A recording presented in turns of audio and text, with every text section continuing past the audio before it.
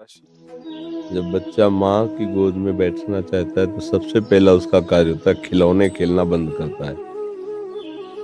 माँ उसके पास खिलौने भेजती है। जितना वो माँ की तरफ बढ़ने की कोशिश करेगा, माँ कार्यरत है तो उसे खिलौना भेजेगी, दे दो ये सब। वो अगर उन खिलौने से ना खेले, रोए, तो फिर घर के किसी सदस्य को प्रेरणा करती है, बिटिया उठा ले गोद में थोड़ी देर। वो उससे भी चुप ना हो तब तो दौड़ के आ जाती है। भाव, पहले हमको इन भोगों का त्याग करना होगा जिन भोगों में हम खेल रहे हैं। फिर हमारी अनुकूल मांगे हमारे सामने आएंगी, माँ से ना मिलने के लिए बाधा बनकर। हम उन मांगों को भी जो सोचा था, चाहा था, वो मिले पर हम उसे स्वीकार न करें और रोते ही रहे, तो फिर माँ नहीं रुक सकती। वो तो वात्सल्य में कुपुत्रो जायते क्वचिदपि कुमाता अनुभव। फिर वो आकर के साक्षात, पहले हमारी सामर्थ्य तो होनी चाहिए माँ के दर्शन हो। हमारी माँ कोई प्राकृतिक माँ है क्या? आद्या शक्ति अनंत महामहिम है। वो ऐसी थोड़ी कि प्राकृतिक नेत्रों से ऐसे जैसे अपनी अम्मा को ऐसे देख लेते हैं, ऐसे वो अब केवल तुम्हारी माँ थोड़ी, जगत माता है और वो आद्या शक्ति है, ईश्वरी है। कोई ऐसे थोड़ी कैसे देख लोगे। पहले भोगों का त्याग करो और उनकी शरण में होकर के अंदर से उनके नाम मंत्र, उनके विज्ञ जो महापुरुष जन है उनसे मंत्र लेकर और उनके भावना से भजन करो। माँ का साक्षात्कार रामकृष्ण परमहंस जी ने जब के सिद्ध हो गए ना, वे माँ का दर्शन को खिलवाड़ है।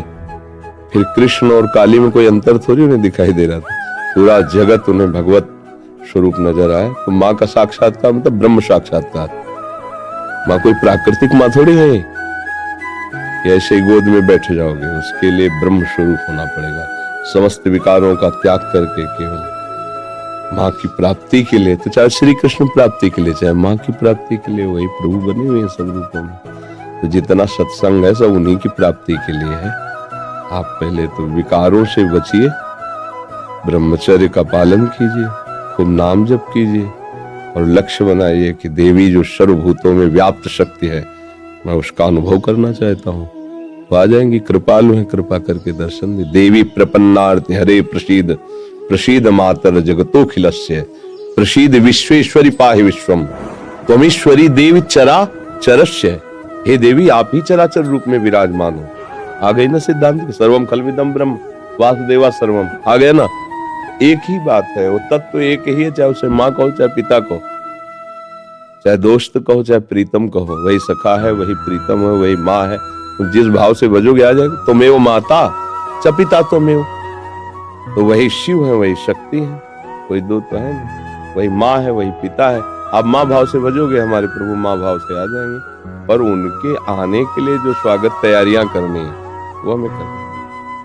हमारे हृदय में जो अभी कूड़ा करकट वासनाएं हैं हटानी पड़ेगी। तुम नाम जप करे और भाव से चले तो तुम्हारी बुद्धि में ही प्रकाशित हो जाएंगी। या देवी सर्वभूतेषु बुद्धि रूपेण संस्थिता नमस्तस्यै नमस्तस्यै नमस्तस्यै नमो नमः। विराजमान हो जाएंगे बुद्धि में। देख मैं आ गई।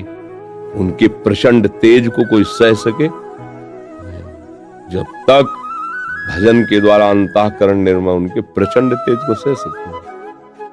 वो शिव शक्ति है, अम्बा है, आद्या शक्ति है।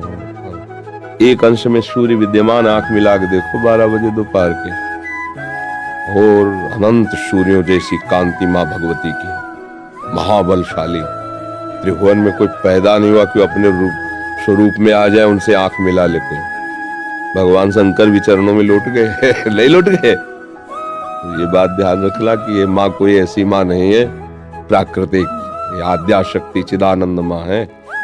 ऐसे थोड़ी सी चुनरी और नारियल चढ़ाने से तुम्हारी कामनाओं की तो पूर्ति कर देगी, लेकिन साक्षात्कार होने के लिए फिर अपना अस्तित्व मिटाना होगा, अपने अस्तित्व का बलिदान करना होगा। अस्तित्व का बलिदान, पूर्ण समर्पण और उन्हीं का केवल चिंतन आ जाएंगे, क्योंकि वही है, दूसरा कोई है नहीं। हमारी दृष्टि में सब एक ही परमात्मा है। उसे किसी भी नाम रूप से आप पूज कर प्राप्त कर लो, वही है, दूसरा कोई है। समझ गए?